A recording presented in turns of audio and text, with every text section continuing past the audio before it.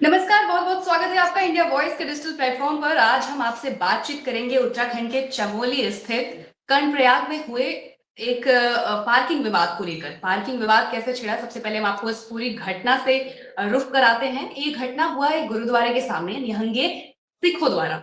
ये घटना शुरू शुरू में एक नॉर्मल घटना थी पार्किंग विवाद को लेकर, लेकिन ये घटना धीरे धीरे भयावह रूप ले लिया और प्रशासन से हाथापाई हो गई। प्रशासन इस पे एक्शन लेते हुए कुछ निहंगे सिखों को गिरफ्तार किए। आज उस पे कुछ जो सिख हैं, उनके सिख साथी थे जो गिरफ्तार हुए, उन्होंने 48 घंटों का अल्टीमेटम दिया है प्रशासन को। ये अल्टीमेटम कैसा है, उनका क्या है मांग, क्या कैसी व्यवस्था है और उनके मांग में क्या कुछ है, बातचीत है, क्या रखना चाहते हैं वो प्रशासन से अपनी मांग, इन सभी विषयों पर हम चर्चा करेंगे उत्तराखंड से हमारे संवाददाता से अभय जी से। और अभय जी में पूरे बात से अवगत कराएंगे कि ये विवाद शुरू कैसे हुआ, उसके बाद अभी उनकी मांग क्या है, जो निहत्थे सिख हैं निहंगे। तो इन सारी चीजों पर अभय जी बहुत बहुत स्वागत है आपका इस लाइव में। आप हमें बिल्कुल। बताइए ये विवाद शुरू कैसे हुआ और अभी ये 48 घंटों के अल्टीमेटम का क्या बात है। देखिए, ये पूरा विवाद जो शुरू हुआ था, इसे ये कह सकते हैं कि चारधाम यात्रा के दौरान जो सिख समुदाय से जुड़े हुए जो लोग हेमकुंड साहिब आते हैं अपने जी। प्रसिद्ध हेमकुंड साहिब के दर्शन करने के लिए, ये विवाद उसी दौरान की चीज कही जा सकती है। 16 जून को कर्णप्रयाग में जो निहंग जो सिख समुदाय से जो लोग आते हैं, उनका स्थानीय लोगों के साथ कुछ वहां पर किसी बात को लेकर विवाद हुआ था। ये विवाद बढ़ता चला गया। पहले बोलचाल में तीखी नोक-झोंक इनके आपस में बीच में हुई और उसके बाद हथियारों के दम पर ये कह सकते हैं कि जो बातचीत थी, वो हथियारों का रूप वहां पे एक खूनी झड़प के रूप में वहां पर देखने को मिली। उस समय प्रशासन ने जी। ये कह सकते हैं कि इन सब चीजों को लेकर बातचीत जरूर वहां पर की थी।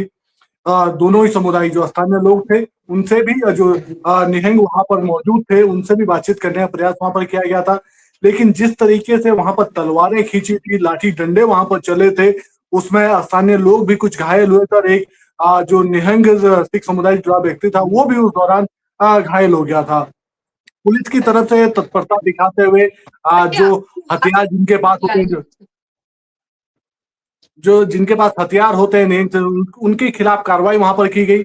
4 लोगों को गिरफ्तार करने का काम वहां पर किया गया, क्योंकि जो वीडियो प्रचारित हुए, जो सोशल मीडिया पर जिसके सबसे ज्यादा वीडियो प्रचारित हुए थे, उसमें तलवारें उनके हाथ में वहां पर दिख रही थे और तलवारें लहराते हुए वहां पर अपना वार करते हुए नजर आते। इसने सबसे पहले कार्रवाई वहां पर करी थी। इसके ठीक 3 दिन बाद जब ये कह सकते हैं कि जब ये विवाद शांत होता हुआ दिख रहा था, तो फिर अचानक से निहंगों का एक जो समूह है, वो वहां पर कर्णप्रयाग से पहले रुद्रप्रयाग में जो नगरासू गुरुद्वारा था, वहां पर पहुंचा और उन्होंने अपनी बातचीत को वहां पर रखना शुरू किया। पहले जो गुरुद्वारा प्रबंधन था, उनके साथ वहां पर बातचीत करी। उनके ऊपर ही एक बड़ा आरोप लगाने का काम उनकी तरफ से किया गया था कि सिख समुदाय से होने के बावजूद भी गुरुद्वारा प्रबंधन ने उनका समर्थन वहां पर नहीं किया और इसीलिए निहंग जो निहंग थे, उनको गिरफ्तार करने का काम पुलिस ने किया। 3-4 दिन ये विवाद वहां पर चला। उसके बाद लगा मामला शायद अब सुलझाया जा सकता है, क्योंकि जिला प्रशासन के साथ साथ गुरुद्वारा प्रबंधन भी उन निहंगों से बातचीत करने में लगा था, क्योंकि वो गुरुद्वारे के ऊपर चढ़े हुए थे। गुरुद्वारे को उन्होंने अपने कब्जे में लिया हुआ था और तलवारें, लाठी डंडों के साथ साथ बंदूकें उनके पास वहां पर मौजूद थी। ऐसे में लगा कि मामला बातचीत के जरिए अगर सुलझाया जा सकता है, तो बातचीत की पहल वहां पर जिला प्रशासन ने करी थी। उसके बाद ये कह सकते हैं इनको मनाने में सफल रहे। लेकिन उसके ठीक ये कह सकते हैं कि 3 दिन बाद फिर से ये बड़ी चीज यहाँ पर कह सकते हैं कि हिमाचल बॉर्डर पर देखने को मिली थी, क्योंकि इस बीच में कह सकते हैं कि सोशल मीडिया प्लेटफॉर्म पर कुछ स्थानीय युवकों के भी बयानबाजी ज्यादा देखने। जी। आप हमें सुन पा रहे हैं? आपकी आवाज स्पष्ट नहीं आ रही है। जी।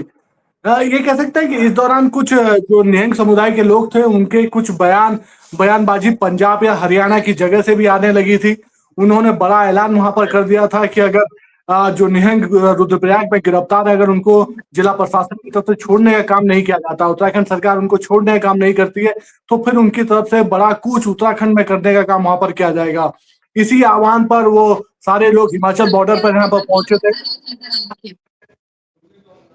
अभी की जो अभी परिस्थितियां हैं, ये कह सकते हैं कि अभी की जो जी। परिस्थितियां, उन परिस्थितियों में हम ये कह सकते हैं कि 48 घंटे का समय यहाँ पर जो निहंग या जो संगतें आती है पंजाब हरियाणा से, उनकी तरफ से जिला प्रशासन को यहाँ पर दे दिया गया है।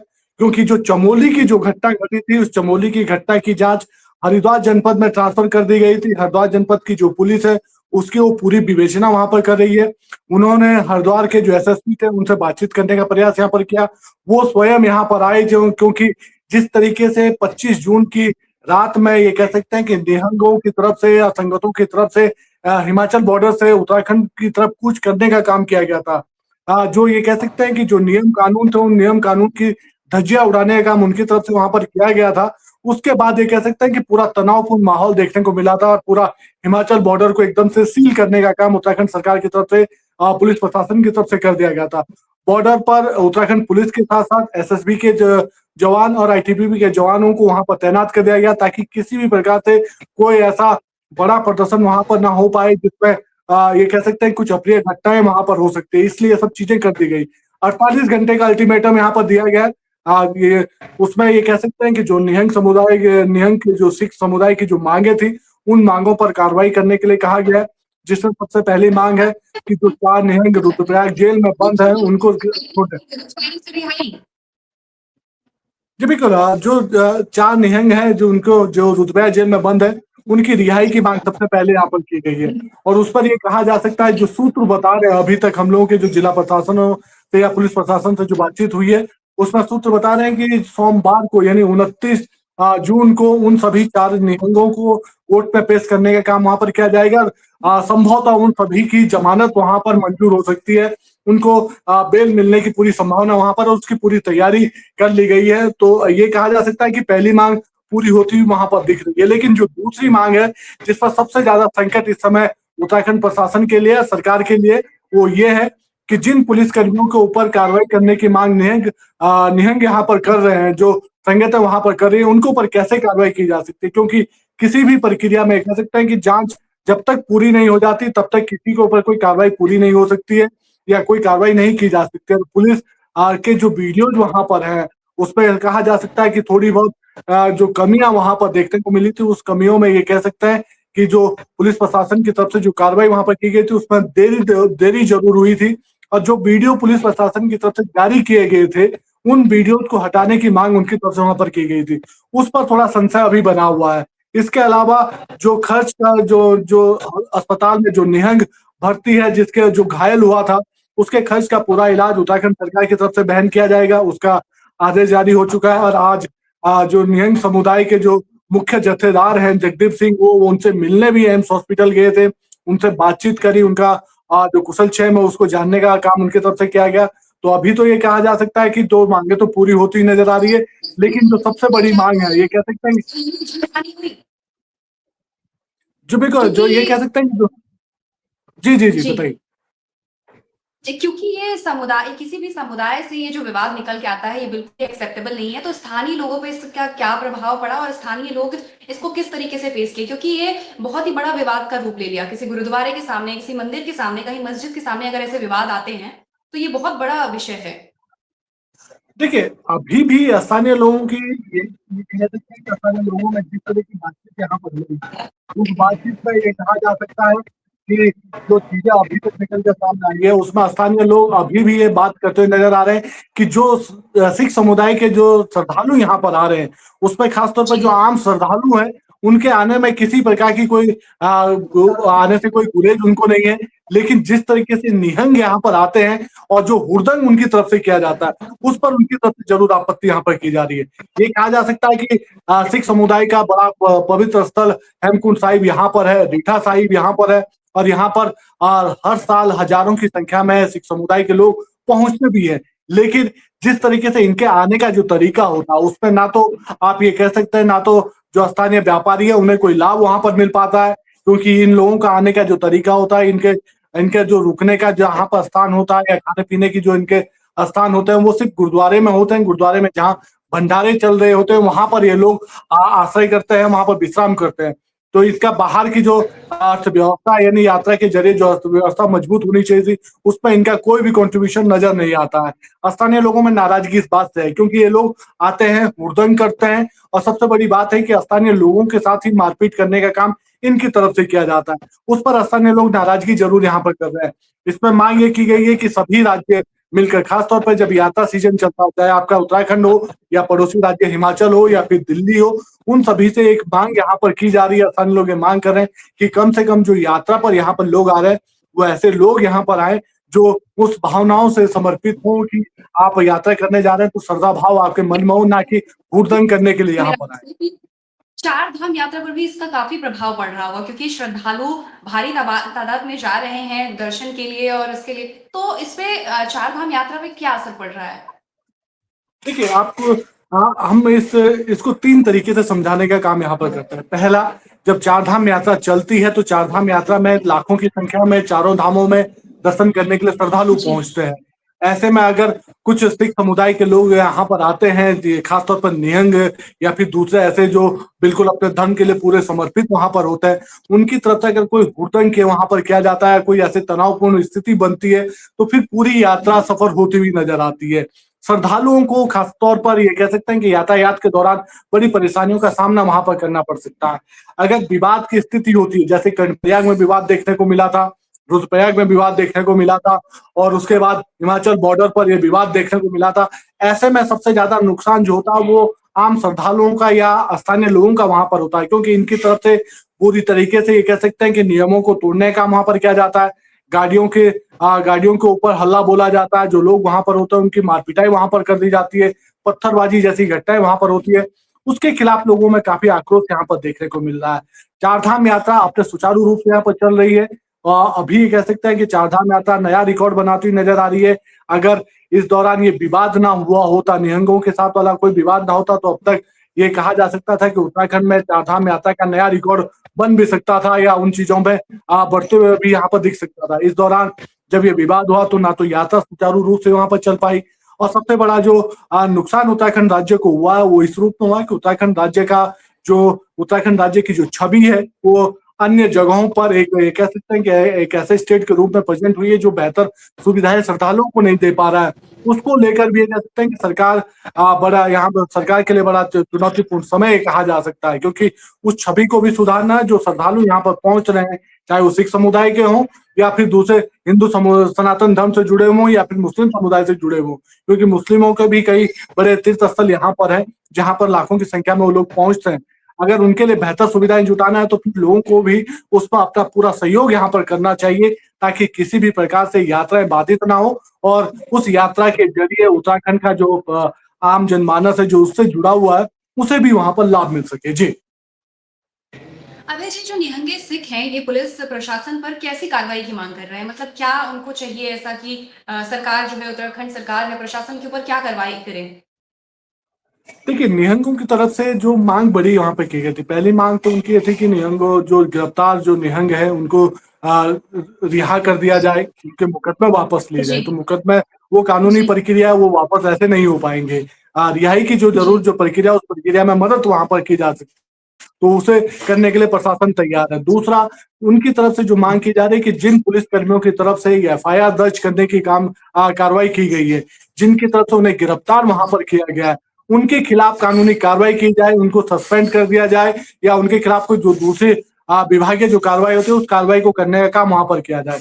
उस पर पुलिस प्रशासन ने साफ तौर पर यहाँ पर अपना जो जवाब दिया है उसमें साफ तौर पर उनकी तरफ से कहा गया है कि जांच की जो प्रक्रिया है वो गतिमान है। जैसे ही विवेचना पूरी होगी, क्योंकि गुरुद्वारा प्रबंधन ने ये मांग पहले उठाई थी कि जो चमोली जनपद में जो घटना घटी है, कर्णप्रयाग में जो घटना घटी है, उसकी जांच स्थानीय पुलिस से ना कराकर उसकी जांच दूसरे जनपद में ट्रांसफर कर दी जाए, ताकि जांच किसी भी तरीके से प्रभावित ना हो। तो वो जांच चमोली से ट्रांसफर होकर हरिद्वार पहुंच चुकी है। हरिद्वार जनपद में एक टीम का गठन वहां पर कर लिया गया है, एसआईटी का गठन वहां पर कर लिया गया है, जो इस पूरी घटना की जांच वहां पर करेगा। जांच रिपोर्ट कब तक सबमिट होगी ये कहना अभी जल्दबाजी होगा, इसीलिए निहंगों की उस मांग पर अभी कह सकते हैं कि सिर्फ आश्वासन ही वहां पर दिया जा सकता है कि जांच पूरी होने के बाद इस प्रक्रिया को किया जा सकता है। और इसी पर ये कह सकते हैं कि जो निहंग समुदाय के जो लोग हैं वो इस समय खासे आक्रोशित नजर आ रहे हैं। उनका कहना है कि पुलिस प्रशासन कोऑपरेट कर रहा है, जिला प्रशासन भी कोऑपरेट कर रहा है, लेकिन कार्रवाई के नाम पर अभी तक वो सब चीजें सामने नहीं आ पाई है जिसकी वो मांग वहां पर कर रहे हैं। फिलहाल ये कह सकते हैं कि 48 घंटे का समय उत्तराखंड को यहाँ पर मिला है।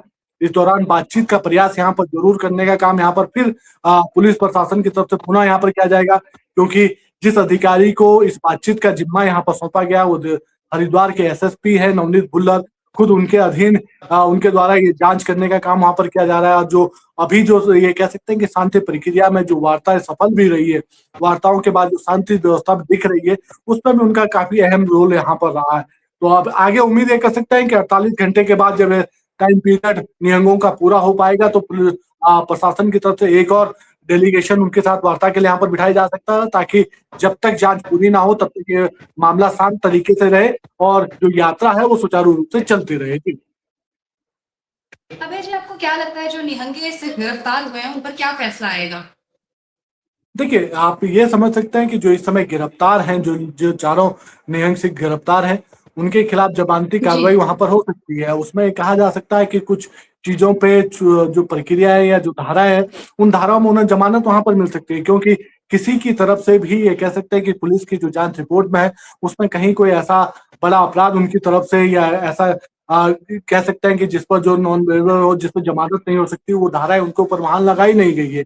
ये जरूर कहा जा सकता है कि शांति भंग की व्यवस्थाओं के रूप में या सरकारी कार्य में बाधा उत्पन्न करने के रूप के ऊपर धाराएं वहां पर लगी है, उसको भी ये कह सकते हैं कि उसको और थोड़ा सा शिथिलीकरण उसमें दिया जा सकता है, क्योंकि इसमें कोर्ट की तरफ से भी जनभावनाओं को देखा जा सकता है। खासतौर पर राज्यों के जो आपसी संबंध, उन संबंधों को देखने का काम प्रशासन या जो कोर्ट का न्यायिक प्रक्रिया है उस पर रखने का काम प्रशासन की तरफ से वहां पर किया जाएगा। तो उन सब चीजों में उन्हें रिहाई मिलने की संभावना पूरी है कि जो 4 गिरफ्तार है उनको रिहा किया जा सकता है। जो निहंगे सिख हैं उनकी मांगे पूरी हो सकती हैं।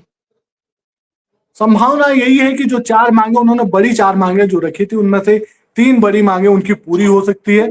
और ये अभी ये कह सकते हैं कि जो 24 घंटे का अगला समय उत्तराखंड सरकार के पास में यहाँ पर है, वो चारों मांगों पर विचार विमर्श हो सकता है। 3 मांगे उनकी लगभग पूरी होने की कंडीशन में, सिर्फ एक मांग वहां पर बची रहेगी। जो जांच प्रक्रिया है, उस जांच प्रक्रिया में थोड़ा समय और यहाँ पर लग सकता है, क्योंकि हरिद्वार से टीम का जिसका एसआईटी के गठन वहां पर हुआ है, जो टीम वहां पर चमोली जाएगी, वो उन साक्ष्यों को जुटाने का काम वहां पर करेगी, लोगों से बातचीत वहां पर करेगी, जो वीडियो में जो लोग दिख रहे हैं उनसे भी उनके बयान रिकॉर्ड करने का काम उनकी तरफ से किया जाएगा। तो उसमें उस प्रक्रिया में थोड़ा समय जरूर वहां पर लग सकता है, लेकिन जो प्रमुख जो उनकी मांगे हैं, उन मांगों में ज्यादातर पूरी होती नजर आएगी। और ये कहा जा सकता है कि जब ये टाइम पीरियड पूरा होगा, सोमवार की जब शुरुआत होगी, तो एक अच्छे शांतिपूर्ण भाव से ये शुरुआत वहां पर कही जा सकती है। और जो निहंगों का जो आक्रोश है वो भी शांत होता हुआ वहां पर दिख सकता है, क्योंकि जब गिरफ्तार हुए निहंगे अदालत से क्या जमानत लगता है अगर 48 घंटे का ये जो अल्टीमेटम है,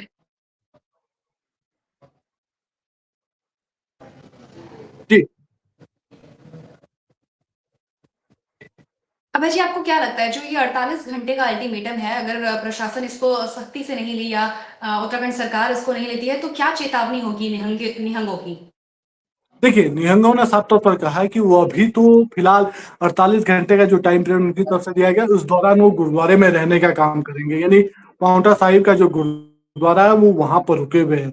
उनका कहना है कि अगर वो एक कॉल पर अगर 25 जून को सारे निहंगे इस रूप में वहां पर पहुंच सकते हैं, तो फिर अगले 48 घंटे की कॉल के बाद भी ये कह सकते हैं कि जब वो आह्वान करेंगे, पंजाब, हरियाणा या फिर देश की जो दूसरे ऐसे स्टेट हैं जहां पर सिख समुदाय के लोग जुड़े हुए रहते हैं, जहां पर निहंग जत्थेदार वहां पर रहते हैं, वो फिर आना शुरू हो जाएंगे। फिर उसके बाद ये हो सकता है कि जो तनावपूर्ण जो स्थितियां होंगी वो और वहां पर उग्र रूप धारण कर सकती है। लेकिन पुलिस प्रशासन ने भी इन सब चीजों को देखते हुए अपनी व्यवस्था यहाँ पर सुचारू रूप से रखी हुई है। यानी अगर आने वाले दिनों में, आने वाला जो समय है, अगर उस समय में इन निहंगों का आक्रोश या जो आतंक जिसे कहा जा सकता है, क्योंकि ये लोग नियम कानून को मानने वाले नहीं है, ये लोग सीधे एक भीड़ के रूप में सीधा आक्रमण वहां पर करते हैं, जो चीजें तस्वीरों में भी साफ पूर्व के दिनों में देखी गई है, वो बड़ा विवश रूप कहा जा सकता है। इससे निपटने के लिए पूरी व्यवस्थाएं वहां पर रखी गई है। लेकिन उम्मीद ये की जा रही है कि इस 24 घंटे या 48 घंटे के भीतर वो प्रक्रिया सब शांत हो पाएंगी। जी, मिला जुला के हम सिर्फ शांति की उम्मीद कर सकते हैं। बिल्कुल यार, इसी पर ये कह सकते हैं कि उत्तराखंड देवभूमि है, हिमाचल भी देवभूमि है जो पड़ोसी राज्य है, और यहाँ पर इस तरह की किसी भी ऐसे कार्य के लिए कोई जगह यहाँ पर नहीं है। सभी लोग शांतिप्रिय भाव से यहाँ पर लोग रखते हैं, आपसी सौहार्द और आपसी भाईचारे कि तहजीब के साथ लोग आगे चलते हैं। और यही वजह है कि यहाँ पर जब चारधाम यात्रा चलती है तो 50 लाख से ज्यादा, 60 लाख से ज्यादा श्रद्धालु एक साल में यहाँ पर 6 महीने के भीतर यहाँ पर पहुंचते हैं। और अब ये कहा जा सकता है कि जब ये यात्रा अपने चरम पर यहाँ पर चलेंगी तो उस दौरान उत्तराखंड में लोग उनको भी कोऑपरेट करते नजर आएंगे। और अभी जिस रूप में यात्रा चल रही है उसे शांतिपूर्ण भाव से चलने दिया जाएगा और किसी भी प्रकार से कोई ऐसी दिक्कत आने वाले दिनों में देखने को नहीं मिल सकती। लेकिन अगर परिस्थितियां बदलती है तो उसके लिए भी सरकार की तरफ से, प्रशासन की तरफ से प्लान बी तैयार करने का काम अभी समय रहते हुए किया जा रहा है ताकि चीजों को समय रहते हुए सुलझाया जा सके। जी चलिए अभय जी, बहुत बहुत धन्यवाद हमसे जुड़ने के लिए, उत्तराखंड की हर छोटी बड़ी खबर हमारे दर्शकों को दिखाने के लिए। बहुत बहुत धन्यवाद आपका। और साथ ही इंडिया वॉइस के दर्शकों से भी गुजारिश करूंगी और धन्यवाद कहूंगी कि ऐसे ही इंडिया वॉइस से जुड़े रहिए, देश की हर छोटी बड़ी खबर के लिए हमारे साथ। इजाजत चाहती हूँ, धन्यवाद।